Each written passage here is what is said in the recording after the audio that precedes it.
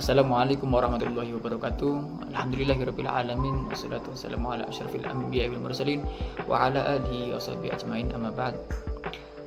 Alhamdulillah pada kesempatan hari ini kita bisa berjumpa dalam keadaan suatu afiat yang insyaallah perjumpaan kita ialah perjumpaan yang diridhai oleh Allah Subhanahu wa taala, perjumpaan yang dirahmati oleh Allah Subhanahu wa taala.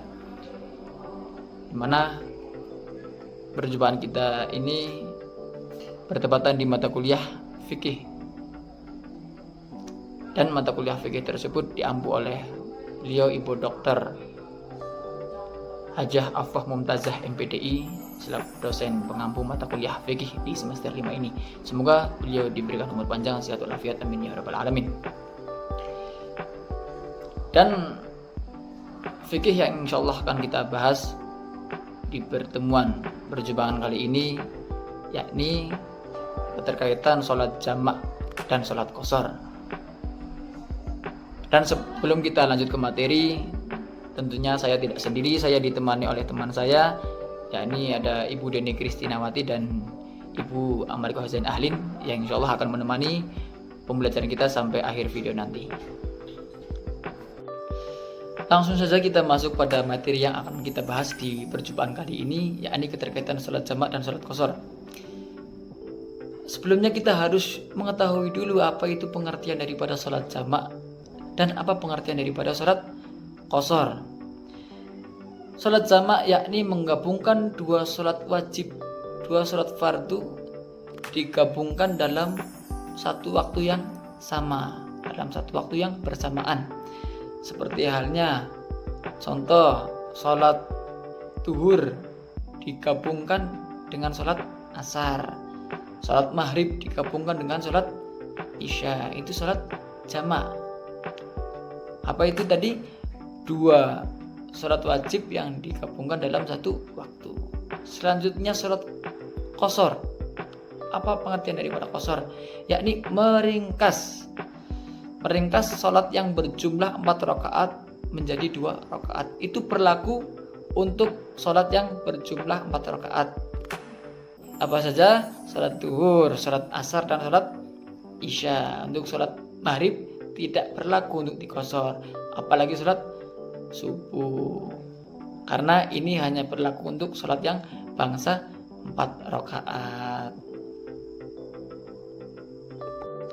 Baiklah, setelah kita mengetahui secara singkat apa pengertian daripada sholat jamak, apa pengertian daripada sholat qashar, mari kita lanjut ke slide selanjutnya, keterkaitan syarat sholat jamak qashar. Secara singkat, adapun syarat-syaratnya sholat jamak qashar, yang pertama harus dalam kondisi musafir. Apa itu musafir? Orang yang melakukan perjalanan. Dan perjalanan di sini itu digarisbawahi tidak dalam keadaan atau dengan niat bermaksiat. Adapun yang kedua, jarak perjalanan minimal sekitar 80 sampai 83 km. Itu jarak minimalnya ya. Diperbolehkannya sholat jamak qashar. Syarat yang ketiga yakni niat harus dilakukan sejak awal saat takbiratul ihram. Syarat yang keempat dilakukan secara berurutan tanpa jeda lama. Jadi berurutan ya. Tidak boleh setelah lakukan sholat yang awal sampean rokokan dulu, ngopi dulu, tidak boleh. Harus bahasanya itu muawalah, berurutan. Dan yang kelima, urutan sholat harus sesuai. Itu salah satu syarat daripada sholat jamak qashar. Singkatnya seperti itu. Macam-macam sholat jamak qashar. Pengertian jamak takdim. Jamak takdir mengerjakan 2 sholat sekaligus di awal waktu. Contohnya zuhur dan asar dikerjakan di waktu zuhur dengan masing-masing 2 rakaat. Jamak takhir mengerjakan 2 sholat sekaligus di akhir waktu. Contohnya zuhur dan asar dikerjakan pada waktu asar dengan masing-masing 2 rakaat. Tata cara sholat jamak qashar. Yang pertama, laksanakan wudhu dan persiapan sholat seperti biasa. Yang kedua, niat sholat jamak qashar sesuai jenis sholat. Yang ketiga, contoh niat jamak qashar takdim zuhur asar. Usolli fardhu Zuhri raka'ataini qasran majmu'an ilaihil asharu adaan lillahi ta'ala, yang artinya saya niat sholat fardu zuhur 2 rakaat secara qasar yang dikumpulkan pada sholat asar karena Allah. Selanjutnya lakukan sholat zuhur 2 rakaat salam, lalu sholat asar 2 rakaat. Selanjutnya untuk maghrib dan isya, maghrib tetap 3 rakaat, isya diringkas menjadi 2 rakaat. Keutamaan sholat jamak qashar. Yang pertama, menjaga kekhusyuan serta tidak meninggalkan kewajiban sholat. Yang kedua, memudahkan dalam kondisi berpergian jauh. Yang ketiga, mendapat pahala sholat tepat waktu meski dalam kondisi sulit. Wah, menarik sekali ya pembahasan tentang sholat jamak qashar ini.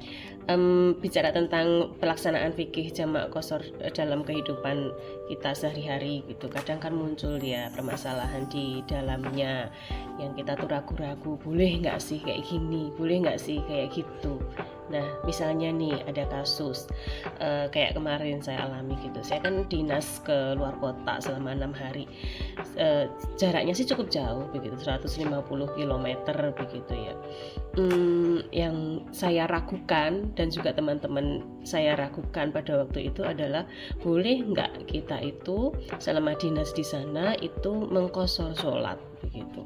Kira-kira gimana pendapatnya Mas Rifki? Alhamdulillah ada pertanyaan dari Ibu Deni ini ya, cukup menarik ya pertanyaan dari Ibu Deni ini.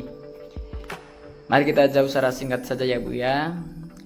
Yakni jawaban dari pertanyaan Ibu itu menurut jumhur ulama itu tidak diperbolehkan qashar, karena qashar hanya boleh dilakukan jika berniat menetap kurang dari 4 hari. Jika tinggal lebih dari itu, statusnya bukan lagi musafir tapi mukim, sehingga kewajiban sholatnya itu diharuskan secara sempurna melakukan sholatnya, yakni 4 rakaat, tidak boleh di qashar. Namun kalau keterkaitan sholat jamaknya, bisa melakukan sholat jamak dengan catatan jika mengalami kesulitan waktu atau kondisi tertentu. Seperti itu singkat jawabannya Ibu. Barangkali ada pertanyaan lagi, tinggal disampaikan saja Ibu. Oh, jadi ternyata seperti itu.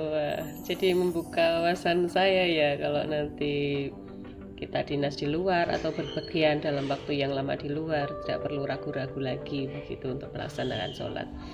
Baik, kemudian ada yang cukup mengusik pikiran saya begitu ya, dan ini jamak terjadi di Indonesia begitu. Nah, kalau lagi musim hujan Mas, musim hujan kemudian musim badai, itu kan di beberapa masjid itu kalau pelaksanaan sholat maghrib itu sering sekali dijamak dengan sholat isya. Nah, praktik-praktik seperti ini, ibadah seperti ini apakah diperbolehkan begitu ya? Terus kemudian alasannya apa begitu? Ya, pertanyaan yang cukup menarik lagi dari Ibu Deni ini. Terima kasih Ibu pertanyaannya.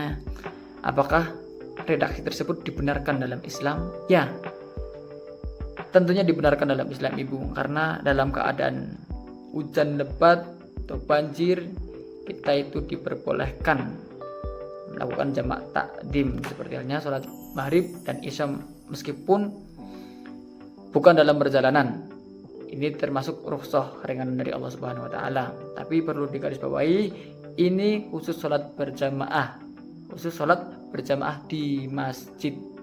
Karena ketika kita sholat jamaah di masjid waktu maghrib, terus kita mendengar ada hujan besar, hujan lebat, ketika kita pulang ke rumah itu ada kemungkinan, sangat besar kemungkinan kita tidak bisa kembali lagi ke masjid.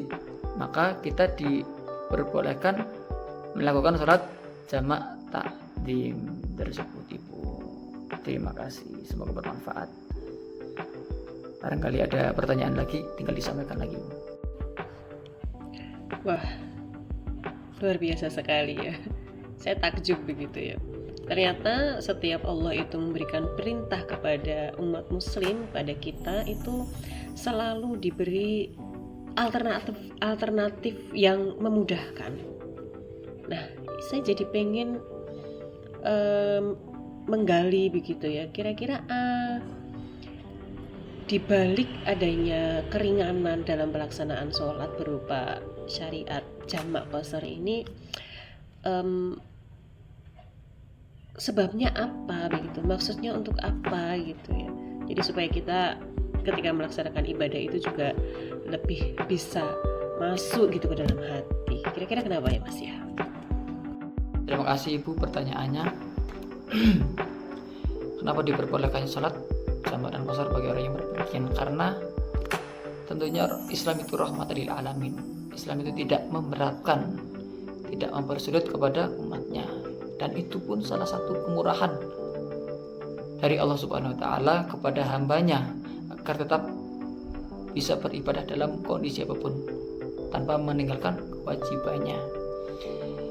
Prinsipnya adalah la yukallifullahu nafsan illa wus'aha. Allah tidak akan membebani seseorang hambanya melainkan sesuai dengan kadar kemampuannya. Ini mencerminkan fleksibilitas syariat dan pentingnya menjaga keseimbangan antara kewajiban dan kemampuan manusia. Mungkin cukup sekian dari kelompok kami, kelompok